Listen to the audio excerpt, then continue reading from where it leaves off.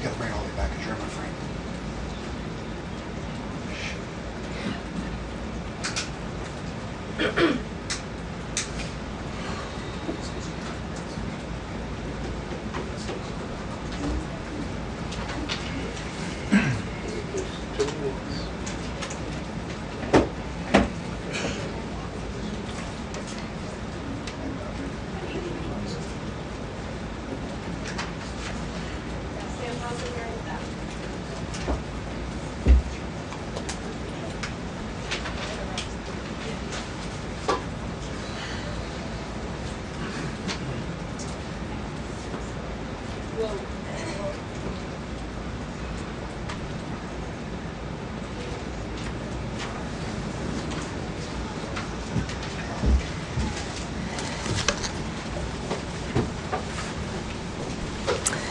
Good afternoon, everyone. We are now in day 3 of the Democrat-led government shutdown. The Democrats continue to recklessly hold the American people hostage over their demands to give illegal aliens free health care. Republicans are fully unified behind passing nonpartisan clean funding bill, the exact same bill that Democrats approved back in March to reopen the federal government. But those same Senate Democrats are now voting against this clean funding bill and keeping the people's government closed. I understand Democrats will have an opportunity very shortly here to change course, and we hope that they will. There are significant personal impacts on millions of Americans as a result of this current government shutdown. The 1.3 million men and women of America's Army, Navy, Air Force, Marine Corps, Coast Guard, and Space Force who serve honorably and put their lives on the line to defend us all are not being paid. Military families are already seeking out food assistance because of financial anxiety caused by this Democrat shutdown. According to new reporting from the Military Times, staff members at the Armed Services YMCA food pantry distribution location near Fort Hood in Texas found a line of military families stretched around the side of the building yesterday at 5 in the morning. According to the staff who work there, that is, quote, not happened ever. They've already had a 34% increase this week over past weeks. President Trump and Republicans fundamentally believe we have a sacred responsibility to protect and provide for our military families with the resources they need to thrive. If Democrats believe in this very simple premise too, they should end this shutdown immediately. Unfortunately, the severe impacts of the Democrat shutdown extend beyond our troops.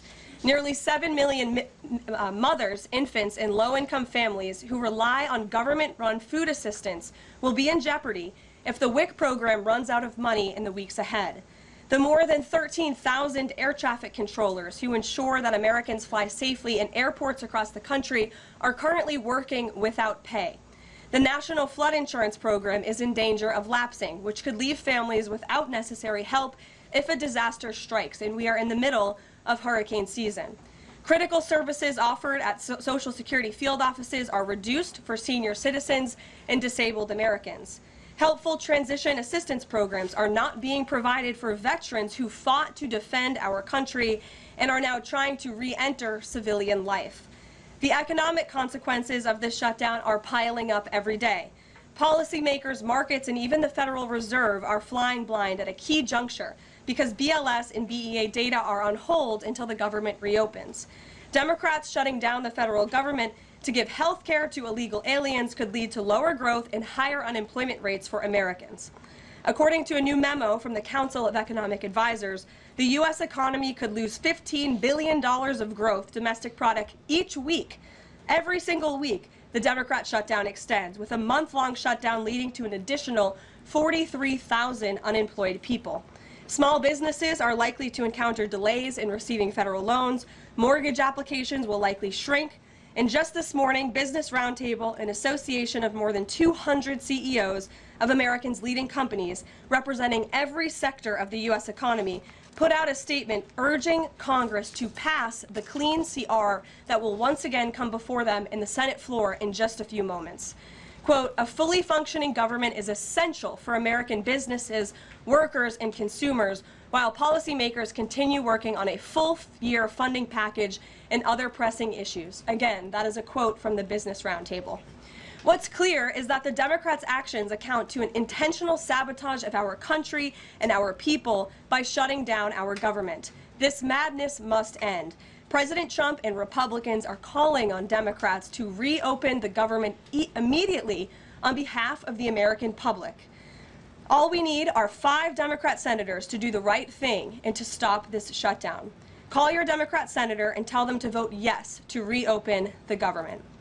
On another matter, despite the Democrat shutdown, President Trump's efforts to make America safe again continue.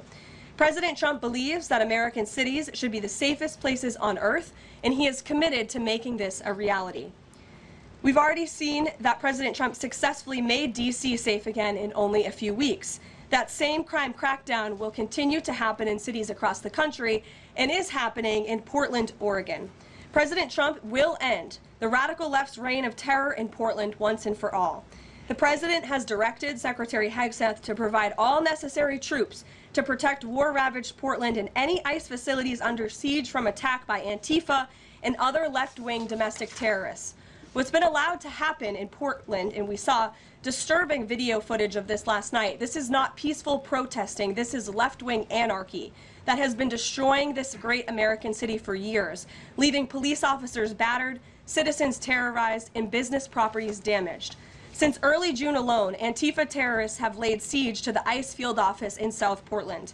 These radical left-wing lunatics have violently breached the ICE facility by using a stop sign as a battering ram, hurled explosives and other projectiles at law enforcement, repeatedly assault and dox officers, berate their law-abiding neighbors, and have even rolled out a guillotine in front of the ICE facility. And more people should be reporting on that. President Trump has sent federal law enforcement to protect federal assets and arrest those fueling this violence. Just last night, we saw an extremely troubling incident where conservative journalist Nick Sorter was captured on video being taken into custody by the Portland police after he was ambushed by Antifa and was defending himself from these assaults. But instead of arresting these violent mob members night after night after night who are ravaging this community, the police arrested a journalist who was there trying to document the chaos, and everyone in this room should be extremely concerned about that.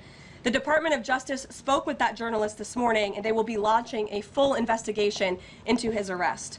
This incident is part of a troubling trend in Portland where left-wing mobs believe they get to decide who can visit and live in their city.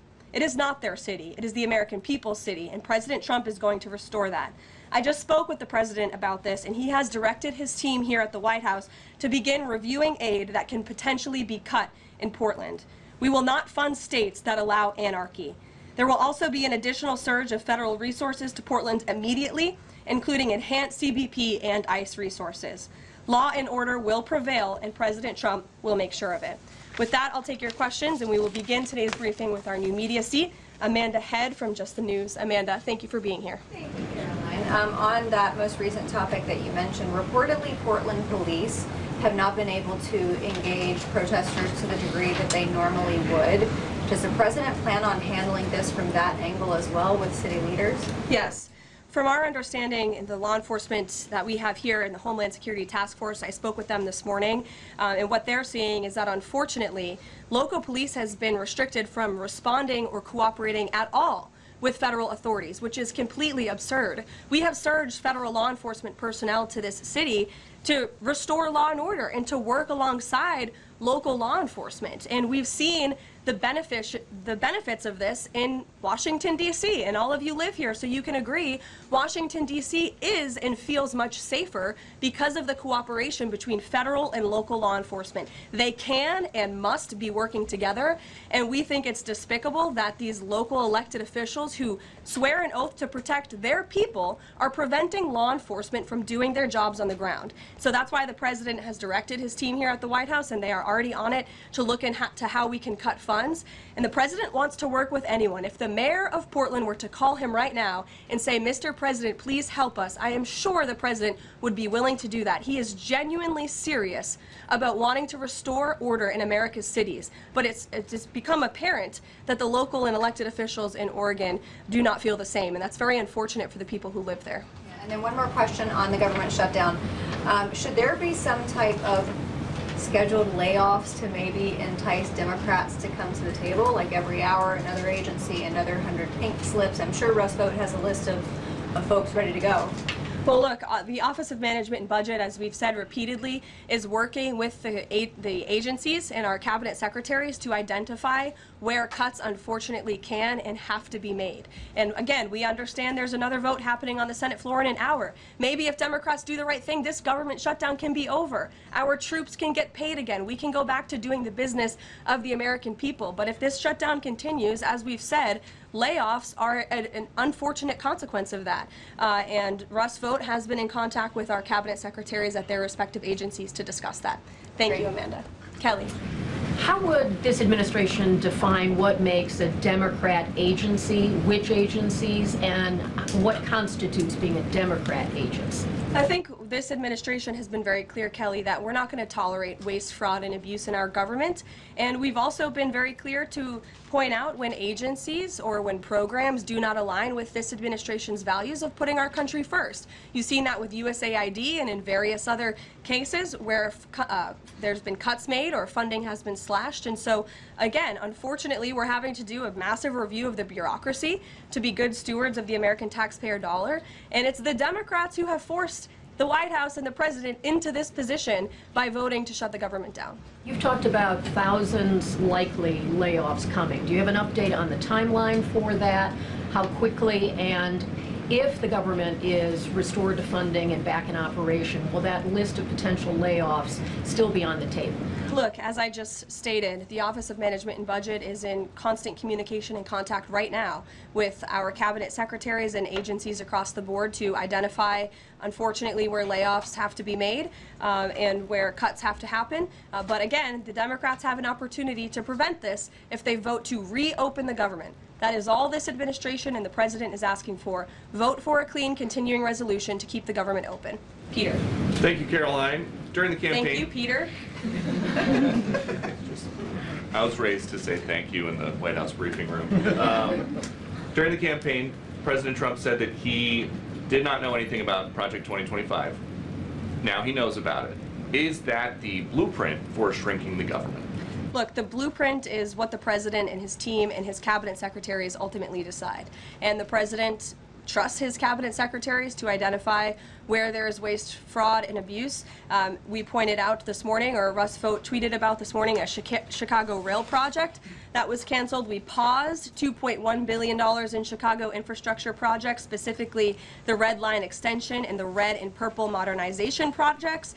And it's because the administration is concerned that the Biden administration was handing out taxpayer dollars to pay for this construction based on DEI. DOT is reviewing the race-based contracting on unconstitutional grounds, and in the meantime, the Department of Transportation funds for these projects are on hold. So I guess this answers both of your questions. This would be an example of that. And just because there's so much shutdown talk, something different. What do you guys think about the NFL's decision to name Bad Bunny as the Super Bowl halftime performer, somebody who has not scheduled shows in the U.S. because he says that he is worried that ICE is going to come and arrest his fans? Well, look, I know there are many in this room who are very anxious to hear the president's response to Bad Bunny being the halftime show, so I won't get ahead of him. I won't reveal what he feels about this. Next time you all ask him a question, you're welcome to do that. I have my own feelings on that, but that's not what I'm up here to talk about.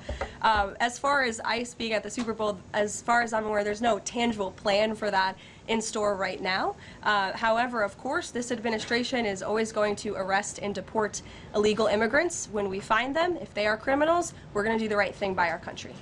Kate. Did the president and Russ Vought decide yesterday in their meeting which cuts they wanted to make to agencies and which ones would be permanent? Again, I've kind of answered this question a few different times now. It's been asked in a few different ways. Their discussions continue between the Office of Management and Budget and cabinet agencies across the board, and they are actively identifying where these cuts and these layoffs have to be made as this government shutdown hopefully does not continue. And on Hamas, the president said that if Hamas rejects the proposal, that Netanyahu would have his full backing to finish the job. A UN report found that Israel was committing genocide in Gaza. Does the president have concerns about the civilians being killed, the worsening humanitarian crisis, and are there limits to what the White House would support when it comes to Israel's actions in Gaza? Look, the president has deep concerns about all of the atrocities that have taken place in the Middle East over the past few years. It's deeply unfortunate that he inherited this mess from the Biden administration. If you all recall, under President Trump in his first term, the Middle East was on a pathway for peace and prosperity. There was the historic signing of the Abraham Accords. Israel was on a path to normalization between Arab and Gulf nations, and we hope that can continue. But right now, the president has made it very clear to Hamas that this is an acceptable and detailed proposal that they must accept, or the consequences are going to be very grave for them. And he has given them a deadline of Sunday evening at 6 p.m. When I was out here on Wednesday, I told all of you, I'll leave it to the president to make that red line, and he now has. I think the entire world should hear the president of the United States loud and clear. And Hamas has an opportunity to accept this plan and to move forward in a peaceful and prosperous manner in the region. And if they don't, the consequences, unfortunately, are going to be very tragic. Michael. Thank you, Caroline. Has the president declared war on international drug cartels? And if so, or if he will, does he feel he needs congressional approval?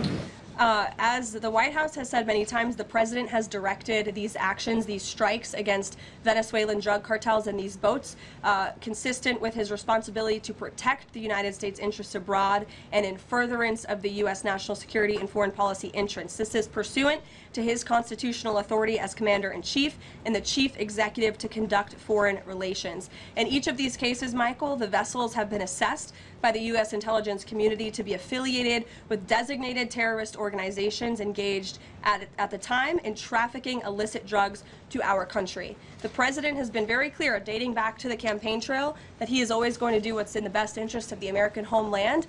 And he also promised the American people he was going to end the drug epidemic that has taken far too many American lives. And you're seeing those actions play out almost every single day here. Last question on the shutdown, Caroline. Hakeem Jeffries has said that President Trump is in the Presidential Witness Protection Program since the shutdown has begun.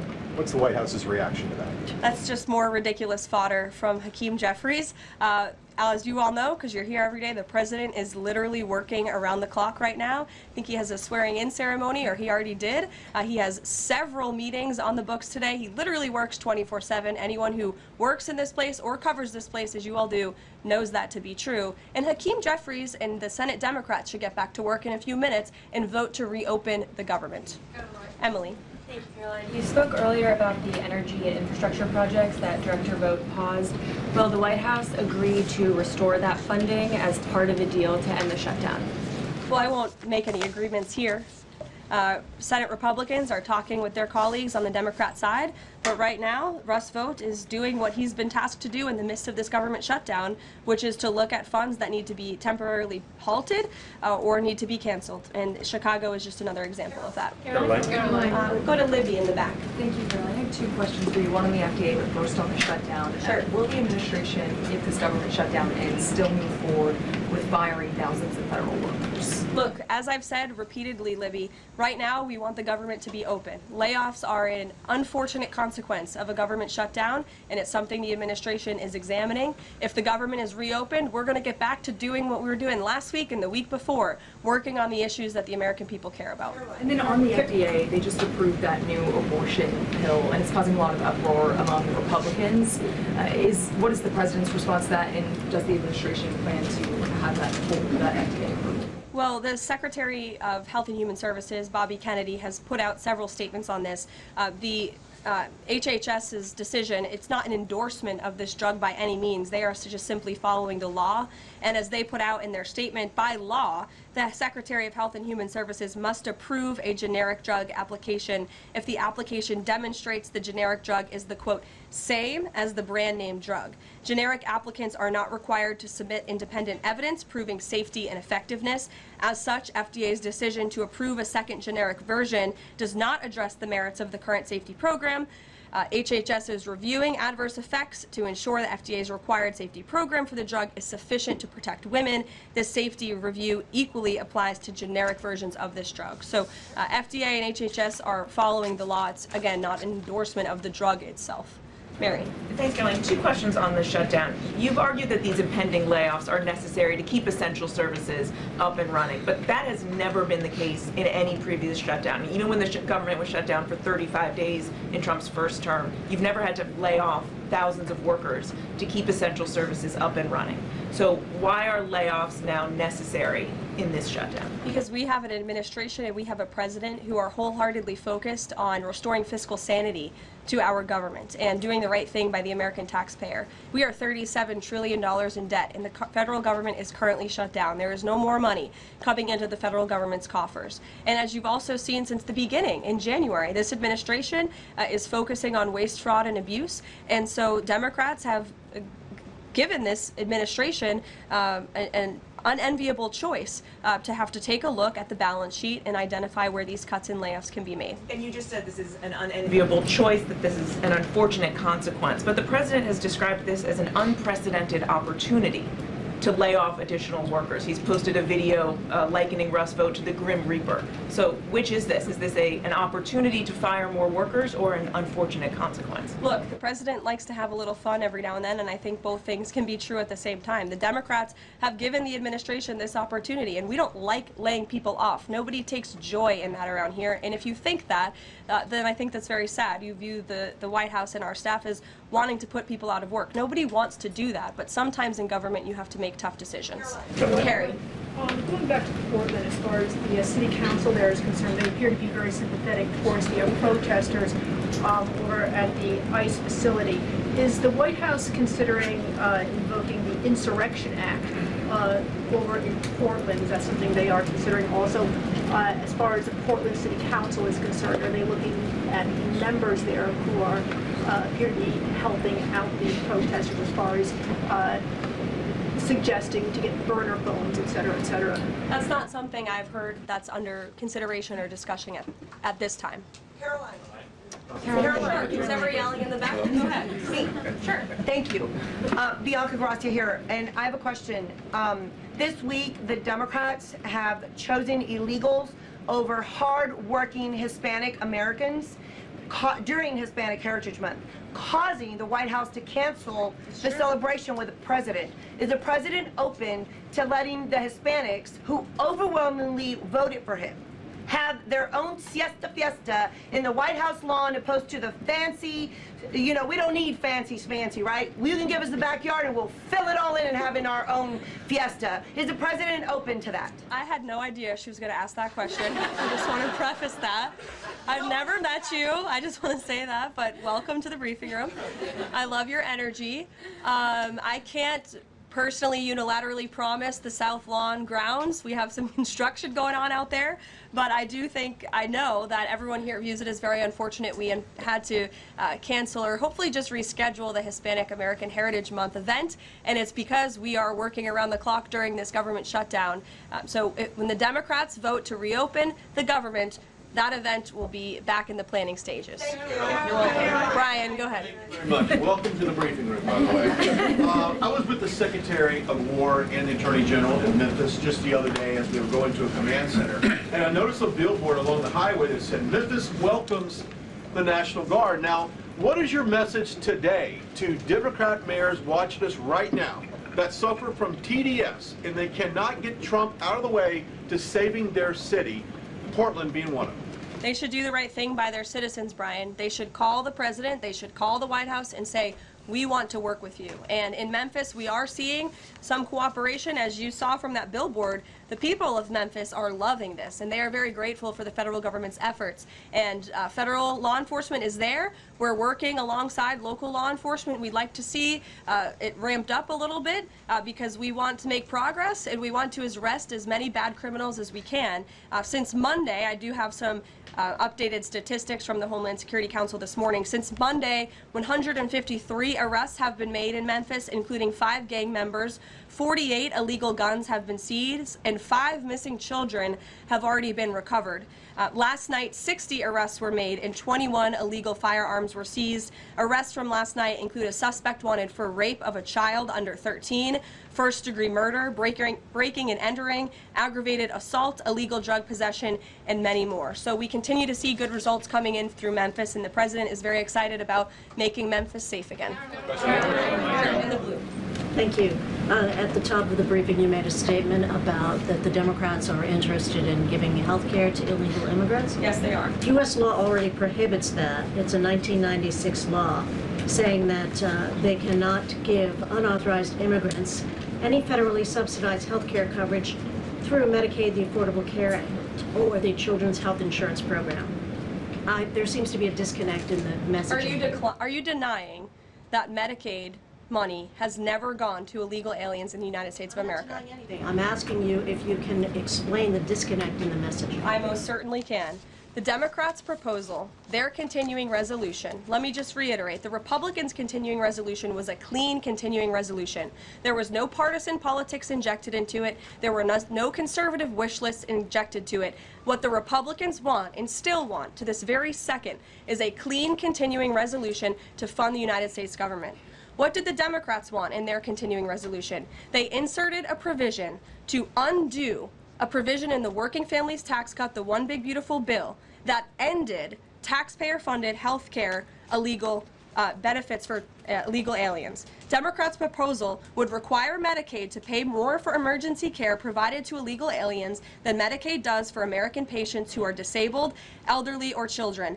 And this bill would have also allowed California to continue a gimmick that funds its Medicaid for illegals program. Those are things that we ended, the Trump administration ended, with the passage and the signage of the One Big Beautiful Bill. And it is an undisputed fact, a fact that under the Biden administration, illegal aliens were absolutely receiving taxpayer-funded health care benefits. In fact, in fiscal year 2024, Medicaid costs for emergency services for illegal immigrants skyrocketed by 142% from the previous year to $9.1 billion. That's $9.1 billion taxpayer dollars that were going to emergency services for illegals. Between President Trump's last full fiscal year under his first administration and Joe Biden's last full fiscal year, Medicaid spending on emergency services for illegal immigrants nearly tripled. There was an increase of 196% between 2020 and 2024. And I have a chart here for you, and I'm more than happy to email it to you. I'd also like to add, because some were asking dishonest questions yesterday about emergency rooms. In Southern California, according to healthcare professionals in 2023, under the Biden administration, Southern California's, quote, entire healthcare system was being bombarded with illegal immigrants and forcing American patients to endure longer wait times. In Denver, Colorado, the CEO of Denver Health stated that 8,000 illegal immigrants made 20,000 visits to the city's health system in 2023. Leaving an uncompensated bill totaling over $10 million. So when an illegal alien goes to the emergency room, who's paying for it? The American taxpayer. The Maine Safety Net Hospital in Denver had to turn away patients due to the massive influx of illegal immigrants into the community.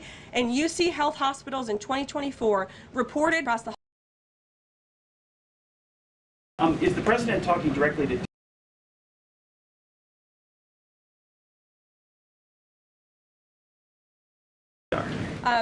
the Senate Republicans are speaking directly with moderate Democrats. I understand those conversations have become very serious, and we hope positive in the right direction so that Democrats will do the right thing. I don't know if you saw overnight a refinery in California went up in flames.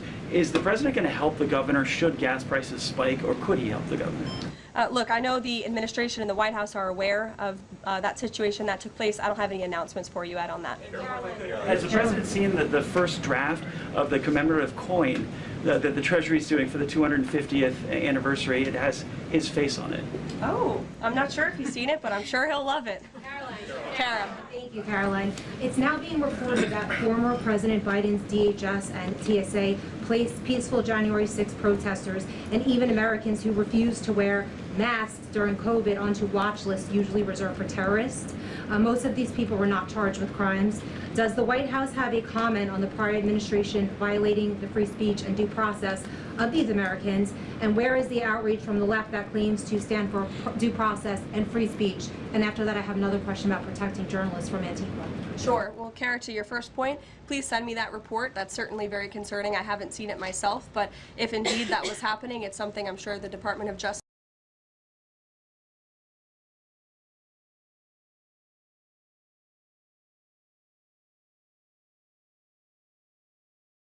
and the FBI would deem worthy of looking into. Well, and journalists, as you mentioned earlier, are being increasingly attacked by leftist protesters.